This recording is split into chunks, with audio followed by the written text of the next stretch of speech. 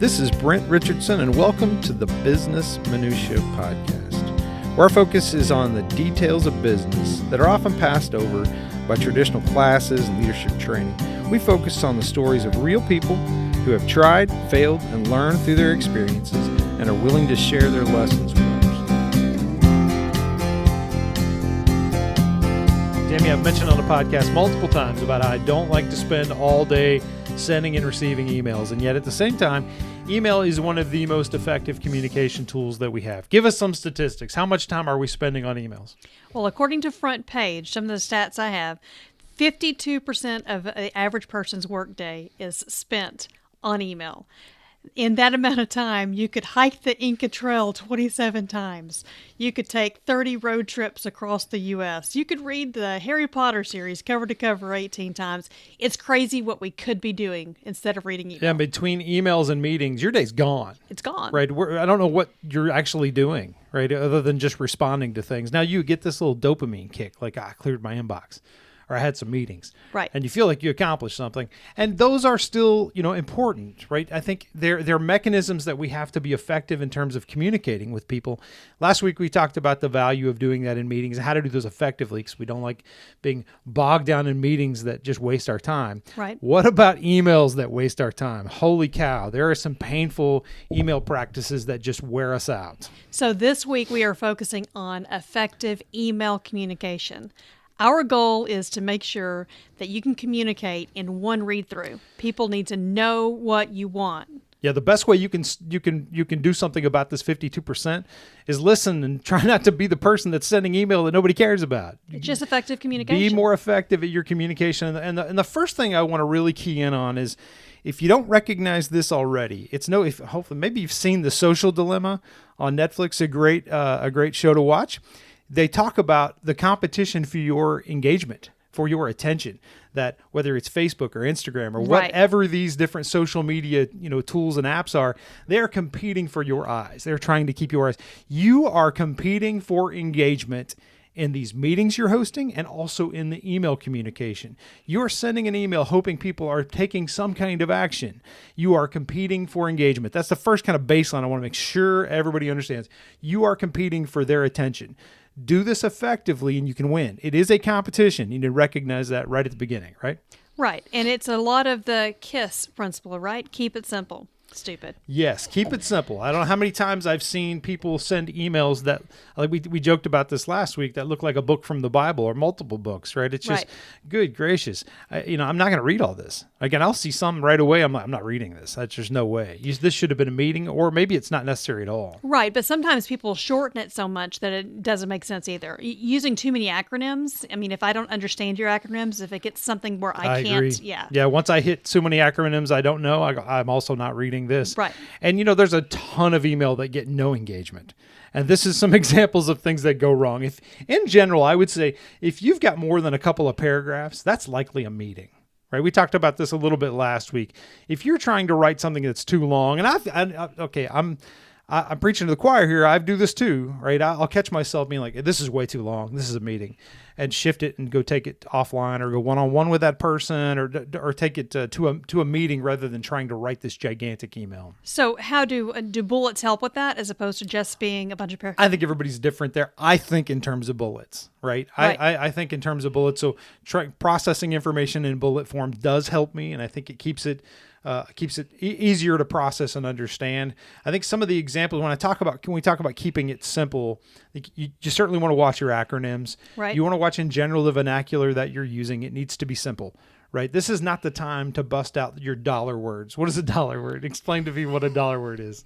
Well, when I was growing up, the neighbor down the street, they were trying to challenge their kids to strengthen their vocabulary. So if they used a word that was a unique word, they'd give them $1. Sometimes they were $5 words, right? So I'm sitting in the back seat, and my neighbor's like, "Hey, give me $1 word."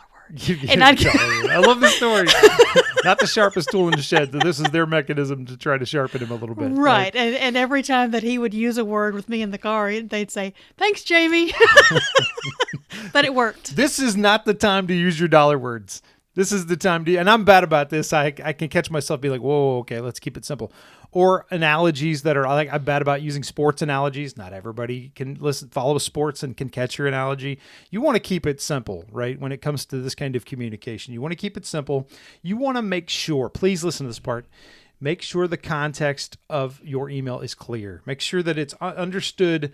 And if it's not, restate it. And I'm talking about, what is the purpose of why you're sending this email? What is the intent? Make sure it's clear to the people that this is and we're going to get into this in a second about when I don't have context for an email and I don't know what you're talking about, you're going to get no action from me because I've got 100, how many did you say per day? 100 something a day. It's crazy. And I can only help one person a day, and tomorrow's not looking good for you, right? Either. So I'm going to have to pick which of these things are not getting responses. And guess who's going to get cut first? The people I have no idea what you're asking for, right? Right. Now, do you start with some of those Flourity, hello, everyone, I hope you had a pleasant break. I probably do it sometimes depending on the person. Okay. There are people that I might Right. do that with if I haven't connected with them in a while and we have that kind of relationship where I am interested about what the situation is with their dog or their kid or whatever. Right. But in general, no. Unless I know them that way, let's just get to business and talk about what the intent of the email is. And we are working on essays right now with our kids. We homeschool our kids. And one of the things they have to say is the problem statement right up front. How do you do that effectively in an email?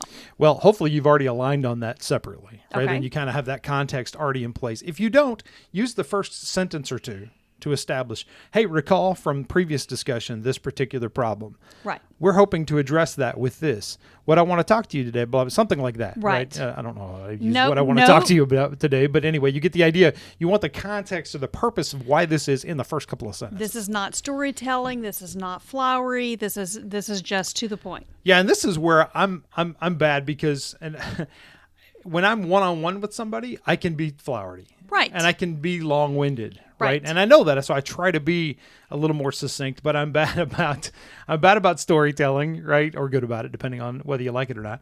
And I can go off and trail and chase rabbits, as we've talked about. But in email, I think I've had to learn you don't do that. That's not the place for that in email. Things like jokes and stories, they don't translate well in email, and they waste people's time, and they're not going to read it. Right. They should just be bare bones. Yes, right? It really is the skeleton of what you would communicate. Right. that It's you the might outline to your meeting. It's not the meeting. That's right. Absolutely. So you want to be really clear about the problem statement. The first thing that goes wrong, if I don't understand the context of what you're asking for, or if the problem statement of what we're trying to, why are you communicating with me? If I don't understand that in the first couple of sentences, the chances of you getting engagement from me is really low. So you want that to be clear right off the bat. And then the other thing, I'm a big fan of bullets versus paragraphs. If I see 3 paragraphs, I might read it, I might not, I might flag it and come back to it, depending on who the sender is. You want your email to bubble up to the top of the radar, whoever you're sending it to. That's, again, you're competing for people's engagement. So the more effective you can be there, the better, right? One of the items that I'm really passionate about is paying attention to the to list. Oh, yeah. The to list of who you're sending this stuff to. Let me give you a couple examples that people do wrong that I see. You send an email to 5 people. You don't address any of them. You say team, or you say something generic, right? Or you don't say anything. Dear all, to whom it may concern. Something like this, it's generic. No one's taking any action. If I see 7, 8 people on a to list and I'm not called out directly, this is now for my information only. This is, if I have time to digest this, I will, but it's one of the first things that's going to get cut from my time. Now, if I'm sending an email to 5 or 6 people, when I'm calling people out, I actually highlight their name within the email. So is that how you do it, or is there a better way of handling that? I think that works. I think that's okay. I think, again, it depends on the particular situation. I guess some people that will do that, and it looks like a classic program management type of stuff, but it's still good. It gets a person's attention. Right. It gets their attention. It makes it very clear. When I see my name called out and highlighted, I know I have action on this. Right. Or I'm probably going to get the email again, or it could result in some kind of escalation I don't want to deal with. Right. So your chances of getting engagement do increase when you do that. You want to call people out directly as much as you can.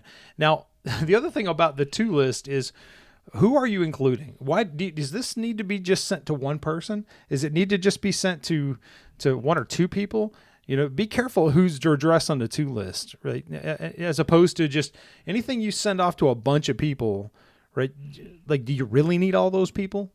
Is that really necessary? Well, and making sure that you are sending it to the right person.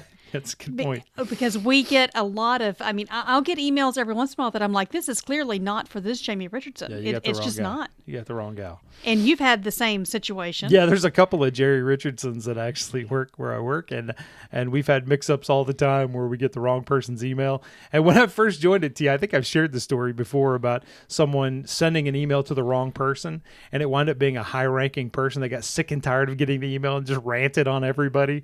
And we looked him up in the system and realized, oh man, this guy's got something like 60 reports. Yeah. So we probably should be a little more careful about our to list and picking the right people. Well, and some of the names on some of the big companies, they're so close together, especially when you just have Bob R. and Janet S. Right. You got to pay attention Be to careful. it. And I've gotten burned by this because sometimes I'm not sure how to spell somebody's name. Yeah. And so I'll like, well, the system will know because I'll pull it up in the system and see, but you better make sure you delete that, right? Because otherwise you're going to be sending an email to people that you're talking about that you didn't intend to, right? And you leave it in there and you wind up sending it to them. That wasn't your intent. So be really careful about your to list. And right after the to list, you got to talk about the CC list. Yes, this is an interesting one. How many times have you gotten an email and you get your boss CC'd or something like that? It's like the tattletale move. Right. Yeah, you little rat. What are you doing copying my boss? Why don't you just have a conversation with me, clown? That's Right. unnecessary. So you want to be careful about that. Because now, are there times where that's necessary? For sure. So kind of the approach that I'll take is if I'm trying to get somebody to respond or I'm trying to get somebody to take some particular action, especially assuming it's their job, right? You better be sure as much as you can that really is their responsibility. And then I'm sending them a message and I'm asking them. I'm not copying their boss. I'm not going to copy the president and everything else. I'm just going to send the message to them. Then I'll give them a certain period of time, right? That might be, 24 hours, I think, is a good expectation in terms of response time. I think some people do think 48 is good. Some people don't care at all, and they'll go like a week and not respond. That's fine. Yeah. In general, I try to respond in 24 hours if I can, especially if I'm called out and it makes sense. There are cases I might not, right? But in general, that's what I'm going to try to do. If it's been a couple of days and I don't get a response, maybe it's been 24 hours, something like that. You have to decide based on your case and how urgent is it. If it's urgent, why are you using email? Pick up the phone. Right? Right. Go call the person, right? But in general, if it's not that critical and I'm just trying to keep the ball moving, I'm trying to make sure I understand what the next, what I need them to take some kind of action. I'll give them a day or so. If I don't see something back, I'll ping them again. If I don't see anything from that, then I might just go contact their boss and say, hey, have I got the right person? Right? Right. You're not tattletaling. I just want to make sure I got the right person for the responsibility. I might have the wrong person. So do you have general guidelines that you follow as to when you do CC, like say HR or the person's manager or anything like that? Well, you're getting formal now, right? Right. Now you're getting into cases where they're not responding and it's critical and you know for sure it's their responsibility. That's the only time I'm going to do that kind of thing. Right. And copying HR, good grief, boy, that's going to the mattresses, as they say. Right. If you've ever watched Godfather, you're getting serious if you've not watched Godfather. And there's the horse head scene. That's okay. I won't describe it. It's graphic, but that's going to the mattresses. That's getting serious. So I won't do that. I mean, it's very rare, very rare. And and so while we're here talking about the CC list. What about blind carbon list? Oh, that's a nasty one. Okay. Let me just go out and say there may be some people out to be like, oh, blind carbon can be valuable. Don't do that. That's so dangerous. I have been burned by this personally where I blind carbon copy my HR rep on a people issue I was having only to find my HR rep reply all. Yeah. Now I look like the jerk that's blind carbon HR. Right. Danger. Don't do that. Just don't use blind carbon. So in general, if you're on the to line, is that like I'm expected to reply? And if I'm on the CC, that's just to keep me in the loop? Yeah, it's a good question. And in general, that's the case. If you're on the to list, the idea is that you're supposed to respond. I still might not respond. Okay, so I still might not. That is my question Yeah. for you. So you say generally 24 hours, right? That's for me. I try. Kind of your That's kind of turnaround. my goal. Does that mean that if it's something that they don't really have an action item for you, do you just say, got it? I mean, is it something I don't that... respond with that kind of stuff. Okay. So there's different kinds of emails. There's things where they're asking for something. Right. And then there's just FYI type stuff. FYI, I'll glance at it, file it in my brain, move on. I'm not going to respond with got it. I'm not going to do anything like that in general. Okay, so how would a person know that you actually received it and read it? Oh, that's hope as a strategy on their part. because they sent something like that. Don't send that kind of Yeah. email. Send something that does require a reaction. So the key for you is to have an action item in there. Or don't put them in the to list. Okay. Right? Or let them know, hey, this is just FYI. And then a lot of people send FYI emails just to cover themselves. Right. Oh, I'll let you know, Right. So, and there are cases where there is actually, you're just sharing information that can be valuable. Hey, I get lots of email, like probably most of my emails that way. And I'm like, hey, it's good to know now I'm in the loop, as they say. I'm caught up with that's what these folks are trying to do. I'm aware that that's the direction they're trying to go. So there's some value to that. Okay, so how do you know the difference between when it should be, if it's like a one-on-one email, when you should have a meeting and when it should actually be an email? In general, I try to go with one-on-one emails as opposed to group emails if I can. I just try to cut the list down. But if 'Cause it's we just get so something I much- need to talk to you about, how do I know whether it's an email or a conversation? To me, it goes back to our same principles we had with our meeting conversations, which if I feel like this could get misread or misunderstood, or if you don't have the context behind it, if I feel like you need the context of why I'm sending this to you, I have an example. Like the example I would give is, let's say somebody's working on a project and I need to change the direction. I need to say, stop working on that, work on this. Especially if that's critical and I need them to not waste 2 days, or 3 days, a week, Right. I'm just going to make that a meeting. And it might just be a quick phone call. It could be just like, hey, when you have 10 minutes, let me sync up with you and make sure you understand the background, the context. And it's similar to the meeting thing where if it takes an eternity, it's really about what's efficient here. Again, you're Okay. competing for people's engagement. You want them to be able to process that information as fast as possible. So if it's going to take me a big, long, 3-paragraph thing to do, let's move that to a meeting. It's the same concept, whether it's one-on-one, whether it's group to me. And then how do you know when to start a new email chain or when just to loop somebody new in, how all that works? Oh, good grief. Okay, let me get into one of my pet peeves when it comes to email. People who, let's say there's 5 people, okay, and they're having a good exchange of ideas and it's healthy email. They're trying to solve some kind of problem. Right. They do this maybe all week. There's Right. back and forth that's taking place. Maybe there's 6, 7, 8, 9 emails deep into this thread of Right. conversation and for a particular subject, right? And then all of a sudden they're like, who might know more about this? Tom. I'm going to loop in Tom. Now Tom's looped in and they go, Tom, what do you think? Dude, there's so much detail in email Right. there. If you send that to me, hey, what do you think? And I see there's like this giant book of things. You want me to go read the entire thread? Unless it's really critical on my priority list, and I see like if I'm working on widgets and widgets are the most critical thing and I'm doing, then I might read it. But if it's not, you're not getting my engagement. Okay. So the way I will circumvent that, and I'll hear people say, how come he responds to you and he doesn't respond to me? Because I don't send emails like that. I will gather the pertinent information from the bottom of that email thread. Right. Copy it and put it right there at the top and say, hey, Tom, we're curious about X. Can you help us understand that? Your chances of getting engagement from Tom are way higher, right? If you send me that kind of email, I'm probably not going to reply. Or what I'll do is I'll just play dumb. I'll be like, help me understand. I don't understand. Because I'm not reading this giant book, right? Yeah. That's not my responsibility. You're asking for my help, right? Now, if it's your direct job, there are cases where it's like, no, man, this is on fire and you're responsible for widgets. Okay, now you got to go do that, right? So, Yeah. but just in general, the idea you need to be you're Restating the problem statement. yeah, you're competing for engagement. So people aren't going to go back through there and read all that. Okay, so when you're doing that, are you starting a new email chain or are you doing that on top of the thread? I will go on top unless the thread is changed. If the subject changes, Right. now, that's another pet peeve I have is the subject completely changes.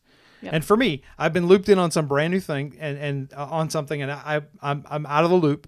And if people have been communicating for a week or 2 weeks on it, right, and I'll glance at it right at the top of the subject line. If the subject line doesn't match the content of the email, I'm going to go, I don't know what you guys are talking about, right? You expect me to go read, like spend 15 minutes reading all this email. I got 120 of these a day, right? If you're competing for people's attention, make sure the subject line matches what you're trying to ask for. Okay, and that's a great question, is the whole subject line thing. How do you label your subject lines? How much information do you need to have there? Yeah, it's a good question. I mean, to me, it's just common sense. You have to look and say, what's the main topic? How do you boil this into 3 or 4 words? Or Yeah. how do you boil it in? Maybe it's 5, right? But don't have some big long thing, right? And then we're getting into some of the email etiquette type things that we want to talk about as well. But I'll see like all caps and subject lines and things like that. Come on, just behave like a person that understands the English language. Now, if English is your second language or whatever language you speak, right? Communicate. I don't think it matters what language you speak when it comes to this kind of communication. Right. You just need to be clear. You just need to be clear, right? And you want it to be brief in the subject, right? You don't want something that's like, you're not going to put 5 sentences up there. This needs to be, what can I get in 5-6 words so that they can digest that. Keep in mind, they're probably reading your email on a phone. True. Right. So it needs to be brief that they can capture right away. Right. And then the same with your content. You want that to be as concise as you can and as simple as you can so they understand. Right. And one of my email pet peeves is definitely that subject line not matching. If that subject line is congratulations, and then you open the email and it says you've been selected to do these 4 things for me, I'm not responding. Maybe let's talk about this. Whose responsibility is it to communicate effectively? The person listening or the person speaking or this person writing the email? Right. This is, I think, where we might differ from a lot of people. I think it's your responsibility if you're the one writing the email to communicate effectively. Right. And when you don't communicate effectively to me, it's not my responsibility it's not my fault that you didn't effectively communicate. So you need to get better at this. You have to, again, you're competing for people's engagement. So if you send me something and the subject doesn't match, what's going to happen is you might not get 24-hour turn time on that email. Right. You might get a week. Right, I might be like, well, this guy doesn't know what he's doing, so I'm going to file that into the bucket of maybe one day if I have time, I'll help this person. Right, and if I have to translate your email into something that I understand before I can even respond to your email. Well, now I'm guessing. Right. And then we're going to be back and forth 5 emails deep before we actually get to the problem statement. Now, do you ever pick up the phone and say, "Hey, dude, I did not understand anything you just said"? Right, I've done that as well. Yeah. And it's different in the office. I could go by and be like, I have no idea what you're talking about. And then they would describe it for me. I'd be like, that has nothing to do with what you just emailed me. Right. That is not what I got at all. Yeah. And you know what? I'm sounding like I'm like this dictator that's super angry at people don't send their email effectively. I do this too. I'll catch myself where I'll look at an email. I'll be like, this person never responded to me. Oh, I'm not mad. I'm about to go by their office. And I pull up the email one more time. Like, I wouldn't have responded to that either. That's garbage. That's awful communication. Well, and what's fascinating is this is one of those things that is just not really taught in traditional school, Sure. right? Yeah. I mean, we're You taught just learn how it to over time, We're yeah. taught how to write short stories and essays, Sure. which nobody ever actually Nobody needs needs in the that. real world. It's- But no one ever teaches somebody how to write an effective email. Right. Yeah. That's bizarre. It is interesting. There may be some, I'm sure there are courses out there somewhere. Right. There is that, like I did see once I got into corporate, there were email writing courses and things like that were available. But you're right, those are not covered in your curriculum prior to coming out of school, right? So you've said that you need to be very clear about what you expect the people what their response is. So do you give them deadlines? Do you specifically say, will you please come back to me with this, this, this, and this? If you have that, you need to be clear about that. Clear about what your expectations are, right? You want to be clear about who, what, and when you expect, right? If you expect a certain kind of response, spell that out. Tell them, hey, it'd be good if I could get this by Thursday. If you can't do that, please let me know. Something along those lines. I'll let them know that you have a deadline and there's a certain thing. Now, they may not care about your deadline because they have their own priorities. But they might have just deprioritized what you said or what you requested because they assumed you needed it in 3 weeks. Okay. Right? So when you give somebody a deadline, do you follow up to make sure they agreed with that deadline, or you just assume that deadline is just and I'll play dumb and I'll follow up to make sure that they're the right person to help me. Okay. Right. And again, this is a lot of communication. You were talking about getting help from people. There's other kinds of emails where you're like, this is your job and I know it. Right. I will probably take a little bit more accelerated path there. In those cases, especially if it's critical, just call them. Right, just pick up the phone. Right. And then that gets us into this interesting conversation between text message versus email versus meeting. Right. Right? How do we go manage this? And so I will utilize text message. And I know we had we had our lawyer on. Yes, Jessica talking to us about being careful about text messages. Right. And as I listen to her, I go, yeah, I can see that. Oh yeah. Yeah, and I think what she was driving at is you want to be careful and very cautious with the communication you send via text. I'm bad about this because in general, I'm an informal person, right? I'm not a super formal person. And the benefit of that is it makes me approachable. And I I can connect with people more easily because I'm very Right. transparent. Right. The negative is it can put you in a bind where sometimes what you think you're saying and what somebody's hearing are different, and it's worse when things are in writing. Absolutely. It gets exacerbated because people can't. They look at this and that's a dollar word. They'll look at this and say, I'm not sure what this person. They could read into what you're saying. Right. It can also be confusing on the phone, but text is just so way much worse. Yeah, way worse. Right. So I think there's a lot of value to what Jessica mentioned about being careful with your text messaging. And again, people's cell phones are their private property in many cases, right? This is not owned by corporate. I know my phone is through the company, so it feels a little bit like a leash at times where they kind of have access to you all the time, but you have to regulate that and discipline that. But it's still my phone. I still purchase it. It's my property. Right. Right. So I'm still want to be conscious that, other people, their phones are in the same way. So I want to be careful about who I'm texting.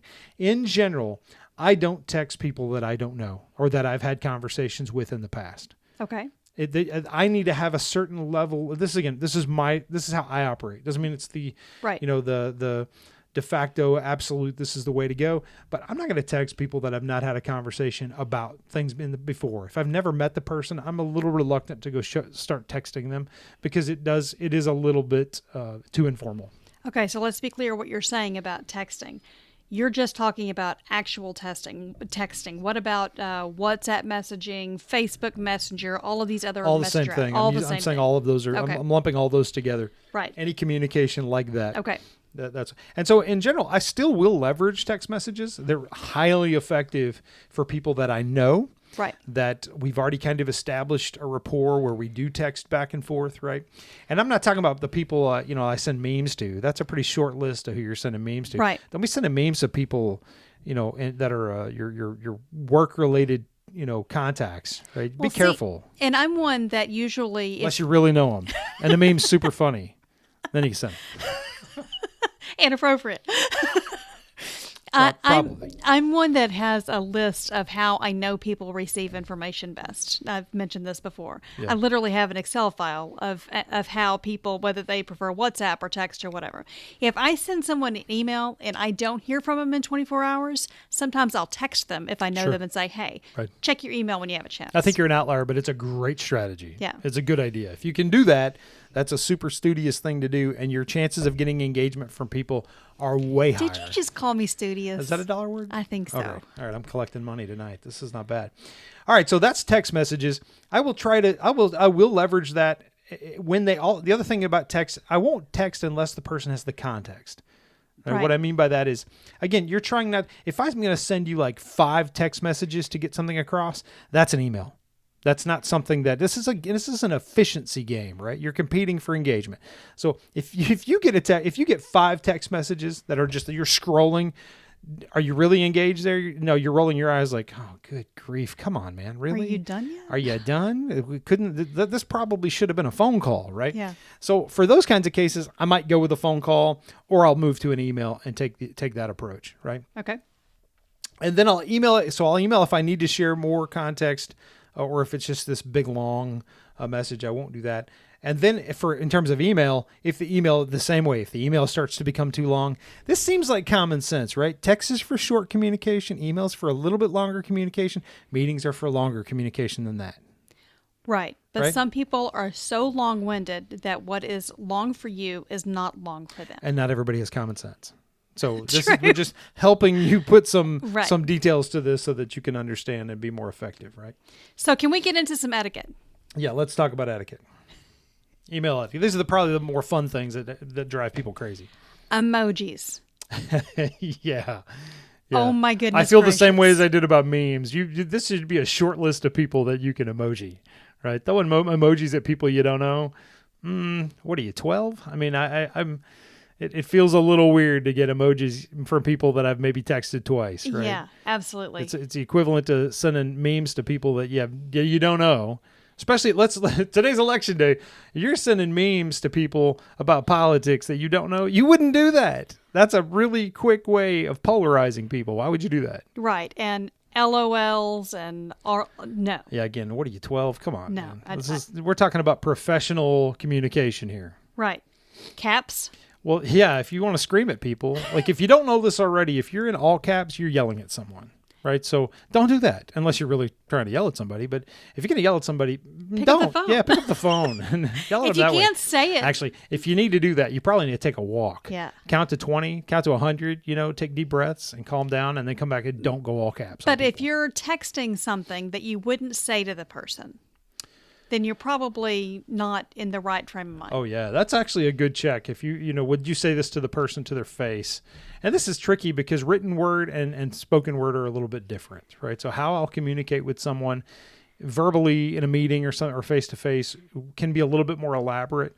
That's why I think there's value in both, having a combination of written and spoken word, especially if it's really critical, right? But there are cases where you and another coworker are already on the same page. You have the same context. You can fire off messages quite quickly.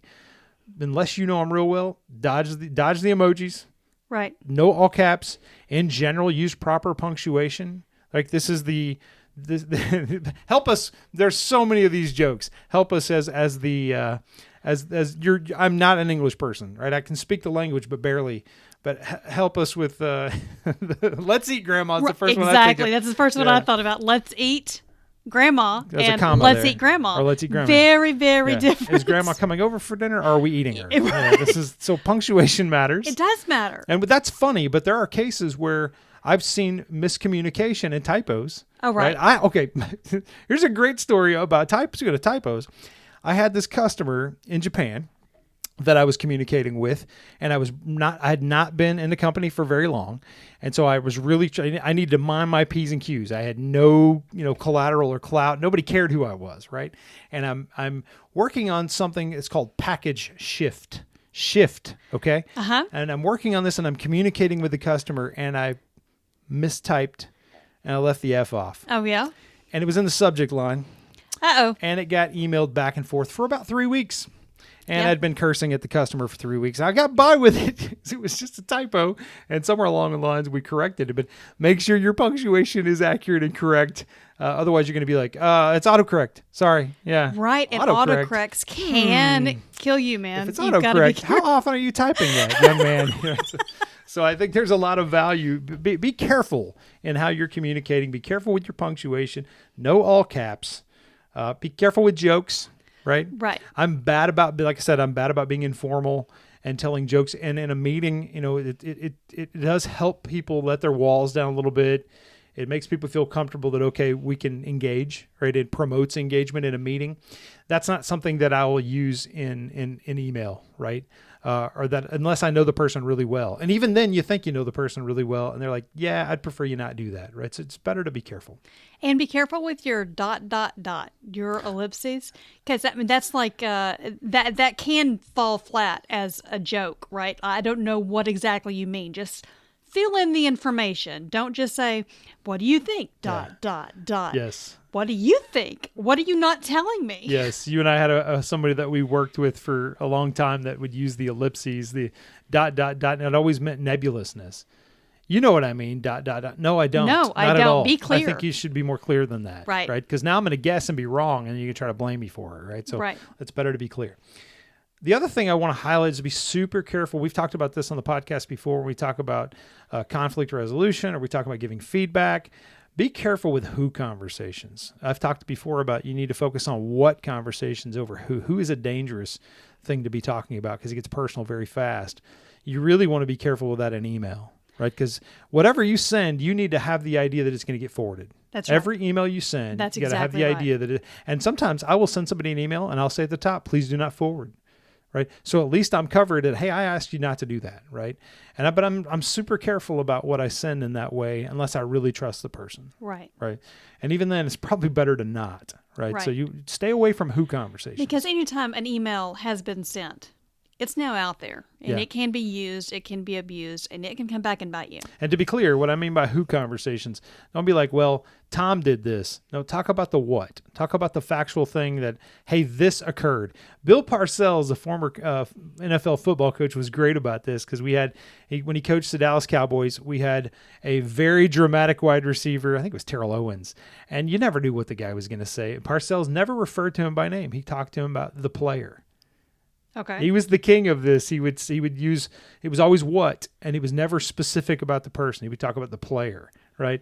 And I remember hearing him say that, and everybody would make fun of him. I'm like, nah, he's being very cautious, very careful. It's pretty savvy, pretty smart. Trying to cover his tail. Absolutely, right? But it's just good, smart behavior, because you're not going to, you think about it, anything you put in there that's got names and who stuff, unless the person has agreed, hey, this is my action, and I have, that stuff could get forwarded around. It's going to get, anything you have that's got who content, imagine it's going to get forwarded back to that person. You okay with that?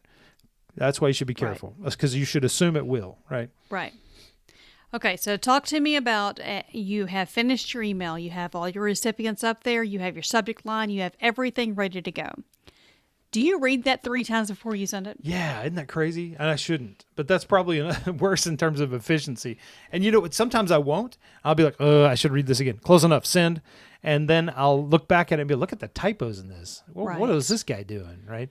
So I think it's probably good to read. I'll tell you what, there are some emails you really need to reread, and there's some that's probably fine. You're sending an email to your buddy that you've worked with for years, you're probably okay with a few typos. You're sending something up the chain that's going to get forwarded around to the vice president. Yeah, be careful about that, right?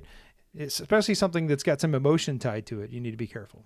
Well, and if you have the capability to, there is a free thing that you can download on your computer that's called Grammarly, and it will check your grammar, and it will check punctuation, and it will make sure that there's no, just glaring mistakes. I have one final request, and then we'll end our podcast this week.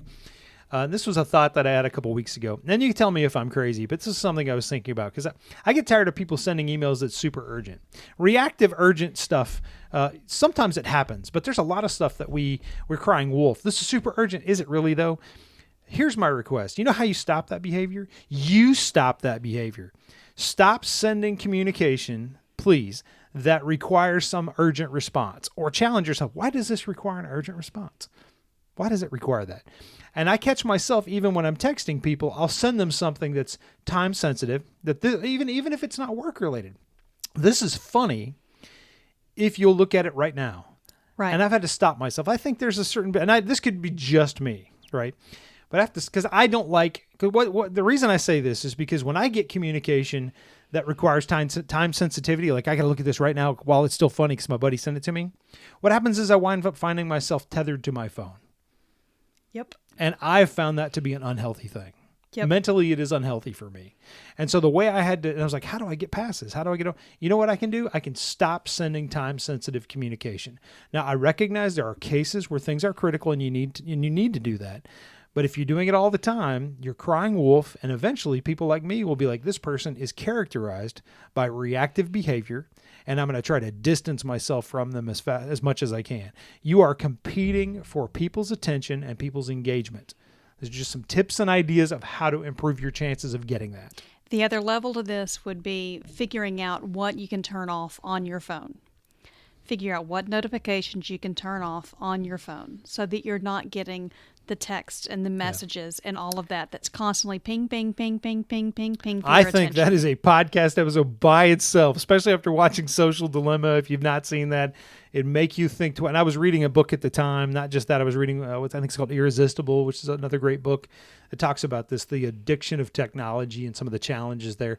And I think they negatively contribute to mental health problems in my opinion. So I think that would be an interesting conversation to have sometime, to just share our thoughts on what kind of approach we've tried to take to separate ourselves. Technology can have a negative effect on you, right? And as a guy in the technology industry, that's a weird thing to say, but it can be destructive, and you have to be careful with it.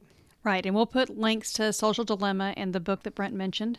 And if you did not catch last week's episode, that was our first in the communication series on meetings. This one was on emails, and we have a couple of more communications on their way. Go save the world. Send less email, though. Thanks. Have a good week.